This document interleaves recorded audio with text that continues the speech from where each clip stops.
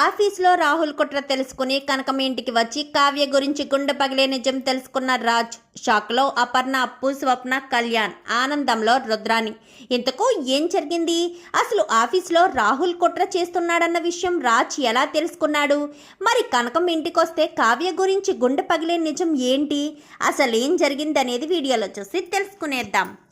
Brahmamudi upcoming ఎపిసోడ్స్లో ఏం జరగబోతుందో ముందుగా తెలుసుకోవాలి అనుకుంటే వీడియోని లైక్ చేయండి, ఛానల్ని సబ్స్క్రైబ్ చేసుకోండి, పక్కనే ఉన్న బెల్ సింబల్లో ఆల్ పై క్లిక్ చేయండి. ఇలా చేయడం వల్ల అందరికంటే ముందుగా చూడవచ్చు. మొత్తం మీరు చూసుకున్నట్లయితే ఇంకా అపర్ణకు మొత్తం అన్ని విషయాలు కూడా స్వప్న చెప్పేస్తుంది. అసలు రాజే ఎంతలా అవమానించాడంటే తనను చంపడం తప్ప నిలువున కూల్ చేసినట్టుగా కుప్ప కూలిపోయేటట్టుగా చేశాడంటే అని చెప్పి ఇంకా రాజు గురించి మొత్తం చెప్పేసరికి అసలు నీకు బుద్ధుందా రాజ్? నీ భార్య ఏంటో నీకు తెలియదా? నీ భార్య అంటే నీకు ఇష్టం లేకుండానే తనతో కాపురం చేసావా? మందర్ లాంటి ఈ రుద్రాని మాటలు విని నీ కాపురాన్ని నువ్వే చేతులారా నాశనం చేసుకున్నావు. కావ్య లాంటి ఉత్తమైన భార్య నీకు దొరకడం నీ అదృష్టం. అలాంటిది కావ్యం నువ్వు తప్పు పడతావా? ఈ మందర మాటలు నమ్మితే జీవితాలే కోల్పోతాయని ఉదాహరణకు కూడా అనామిక తన జీవితాన్ని నాశనం చేసుకుంది కదా, ఆ విషయం నీకు తెలీదా ఏంటి?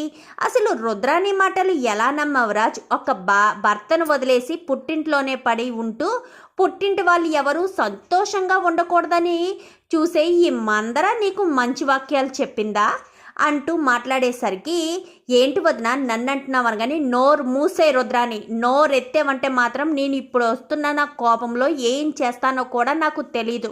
నా కోడల్ని నా ఇంటి ఇలవేల్పుని కళ్ళంట నీళ్లు తెచ్చేటట్టు చేసి నా కొడుకే నా కోడల్ని మాటలు అనేటట్టు చేసి ఇంట్లోంచి పంపించేస్తావా? వెళ్ళి రాజు వెళ్ళు, నువ్వు చేసిన తప్పును నువ్వే సరిదిద్దుకో అని చెప్పనగానే రాజు ఏం తప్పు చేశాడు వదిన? రాజు కావ్యని క్షమాపణ అడగమన్నాడు, కావ్య క్షమాపణ అడగకుండా వెళ్ళిపోయింది. అందులో రాజు తప్పేముంది, కావ్య తప్పే ఉంది. కానీ నువ్వేమీ క్షమాపణ అడగనవసరం లేదు రాజు అంటూ రుద్రాని అక్కడ రాజుకి సపోర్ట్ చేస్తుంది.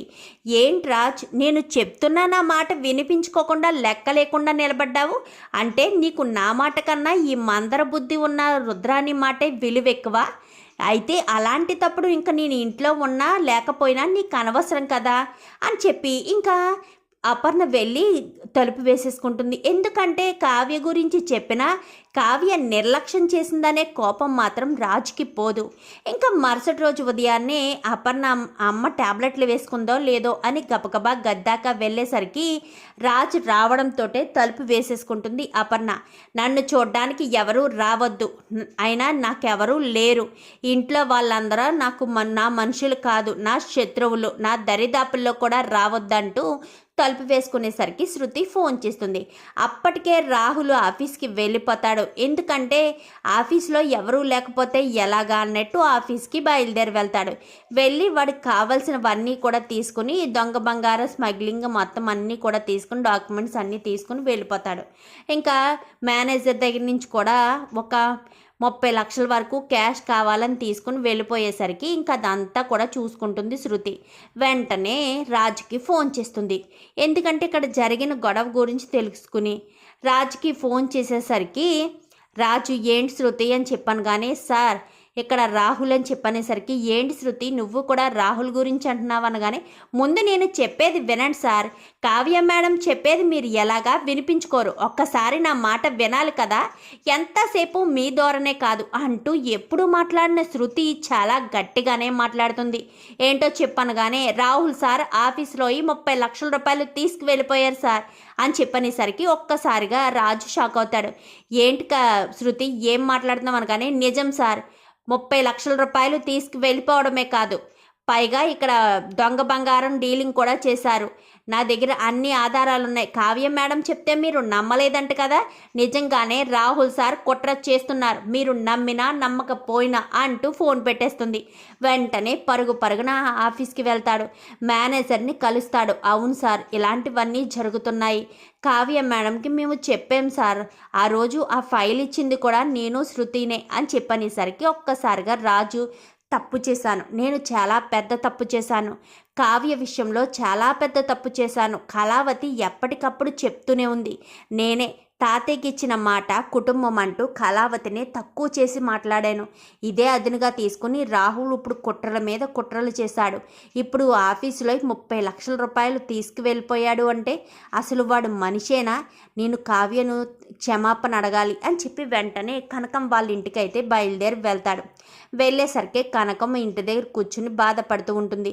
అత్తయ్య కళావతి ఎక్కడా అని చెప్పాను కానీ ఎందుకు బాబు, ఎవరికెవరు అత్తయ్య, మీరు నాకేమవుతారు, నేను మీకేమవుతాను అంటూ వేదాంతం చెప్పేసరికి అదేంటత్తయ్య, నేను తప్పు చేశాననే కావ్యను క్షమాపణ అడగడానికి వచ్చానత్తయ్య అని చెప్పనేసరికి క్షమాపణ చెప్పే స్టేజ్ ఎప్పుడో దాటిపోయింది బాబు. మీరు తప్పు చేశానని ఈవేళ తెలుసుకున్నారు. పాపం కావ్య మనం క్షమాపణ అడిగినా వినే పరిస్థితిలో లేదు అని చెప్పనేసరికి అసలు కళావతికి ఏమైంది అత్తయ్య గారు, కళావతి ఎక్కడుంది, మీరు మాత్రమే ఇంట్లో ఉన్నారేంటి అని చెప్పాను. కానీ నేను మాత్రమే ఉంటాను, నేను నా భర్త మాత్రమే ఉంటాము, కావ్య మాత్రం ఉండదు అని చెప్పి ఏడుస్తూ ఉంటుంది.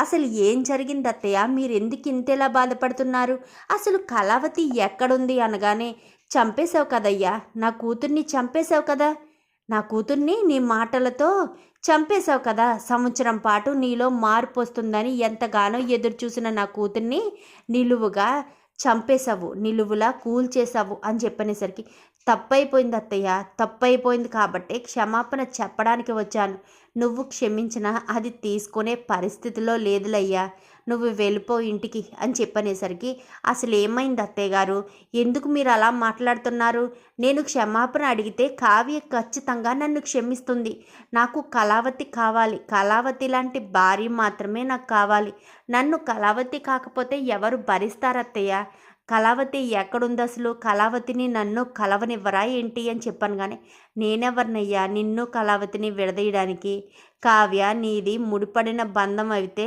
కావ్య బాధపడాలని యోగం ఉంది, తర్వాత మనం బాధపడాలని తలరాత రాసుంది అని చెప్పనేసరికి ఎందుకత్తే అలా మాట్లాడుతున్నారు, ఏం జరిగింది అని చెప్పాను. కానీ అమ్మ అలాగే మాట్లాడుతుంది బావా, అంతకు మించి మాట్లాడడానికి అక్కడ ఏమీ లేదు, కావ్యక్క మనందరికీ అన్యాయం చేసేసింది బావా, కావ్యక్క నువ్వు క్షమాపణ అడిగినా కానీ తన చెవి దాకా వెళ్తుందేమో కానీ ఆ మాట మనసు దాకా చేరుకునే పరిస్థితి అయితే లేదు బావా అని చెప్పనేసరికి అసలు ఏమైందప్పు, కావ్య గురించి అడుగుతుంటే నువ్వు మీ అమ్మాయి ఎలా మాట్లాడుతున్నారేంటి, అసలు నా కళావతి ఎక్కడుంది, ఏం చేస్తుంది, ఎక్కడుంది ఆ విషయం చెప్పు నాకు అని చెప్పాను. కానీ లేదు బావా ఇంకా చేయి దాటిపోయింది అనగాని అసలు ఏం జరిగిందో చెప్తావా అప్పు అని చెప్పాను. కానీ నేను చెప్తాను అన్నయ్య, నేను చెప్తాను, కావ్యోదిని నువ్వు బాధ పెట్టావు కదా, అందుకే కావ్యోదిన మనందరినీ బాధ పెట్టి తిరిగి రాని లోకాలకు వెళ్ళిపోబోతుంది అని చెప్పనేసరికి ఏంటి కళ్యాణ్ ఏం మాట్లాడుతున్నావు, కళావతి తిరిగి రాని లోకాలకి వెళ్ళిపోవడం ఏంటి, నా కళావతికి ఏం జరిగింది అని చెప్పనేసరికి రా అన్నయ్య నీకే చూపిస్తాను అని చెప్పి ఇంకా కళ్యాణ్ అయితే తన ఆటోలోనే హాస్పిటల్కి తీసుకువెళ్తాడు. అదేంటి కావ్య గురించి అడుగుతుంటే హాస్పిటల్కి తీసుకొస్తున్నావేంటి కళ్యాణ్, అసలు కళావతికి ఏం జరిగింది, హాస్పిటల్కి ఎందుకు వస్తున్నాము అని చెప్పి అనేసరికి ఇంకా కళ్యాణ్ను రాజుని తీసుకొస్తుండగా ఎందుకు బాబు దాన్ని ఎలా కూడా బ్రతకనివ్వరా ఏంటి, ఇప్పుడు కూడా దాన్ని చంపేస్తారా ఏంటి, దానికి ఉన్నది కొన్ని రోజులు మాత్రమే, అలాయినా దాన్ని సంతోషంగా ఉండనివ్వండి, ఇప్పుడు మీ మాటలతో మీ చేష్టలతో దాన్ని చంపేయకండి అని చెప్పనేసరికి ఏమైంది మావి గారు, ఎప్పుడు కూడా ఒక్క మాట కూడా అనని మీరు నన్ను ఇప్పుడు ఈరోజు ఆ మాట అంటున్నారేంటి అని చెప్పాను. కానీ పరిస్థితి కావ్యోదిన లోపలుంది అని చెప్పనేసరికి లోపలికి వెళ్ళేసరికి ఐసీయూలో ఉంటుంది కావ్య. ఒక్కసారిగా రాజు షాక్ అవుతాడు. కళావతి అని చేసేసరికి పక్కనే ఉండే నర్సు సార్ మేడంని డిస్టర్బ్ చేయకండి అని చెప్పనేసరికి ఏమైంది నా భార్యకి అని చెప్పాను. కానీ మీ భార్యకి ఏమైందో మీకు తెలియదా ఏంటి అని చెప్పనేసరికి నాకు తెలియదు, అసలు ఏం జరిగింది, నా భార్య ఎందుకు ఐసీయూలో ఉంది, ఎక్కడ ఒంటి మీద దెబ్బలు కూడా కనిపించడం లేదు, అసలు నా భార్య పరిస్థితి ఏంటి, ఆరోగ్యం ఏంటి అని చెప్పి ఇంకా రాజు నర్సుని అడిగేసరికి మీ భార్య హార్ట్లో హోల్ ఉంది అని చెప్పాను. కానీ ఒక్కసారిగా రాజు అక్కడికక్కడే కుప్పకూలిపోతాడు. కుప్పకూలిపోయేసరికి ఏం మాట్లాడుతున్నావు నువ్వు అని చెప్పాను, కానీ నిజం మాట్లాడుతున్నాను సార్, మీకు నమ్మబుద్ధి కాకపోతే వెళ్ళి డాక్టర్ని అడగండి అని చెప్పనేసరికి డాక్టర్ దగ్గరని పరుగును వెళ్తాడు. వెనకాలే ఆ కళ్యాణ్ కూడా వెళ్తాడు. వెళ్ళేసరికి డాక్టర్ అయితే మిస్టర్ రాజ్ చెప్పండి అని చెప్పాను, కానీ ఐసీలో ఉన్న నా భార్య పరిస్థితి అని చెప్పాను, కానీ తను హార్ట్ పేషెంట్, తనకి హార్ట్లో ఓలుంది. ఆ విషయం మీకు ఇప్పటి వరకు తెలియదు అనుకుంటా. తనకు చాలా బాధ కలిగేసరికి ఒక్కసారిగా స్ట్రెస్ ఎక్కువయ్యి కళ్ళు తిరిగి పడిపోయింది. మాకు ఇక్కడికి వచ్చాకనే అర్థమైంది, ఇంత చిన్న వయసులో కళ్ళు తిరిగి పడిపోవడం ఏంటి, ఏం ప్రాబ్లం వచ్చిందని మేము అన్ని టెస్టులు చేస్తే మాకు అప్పుడు బయటపడింది.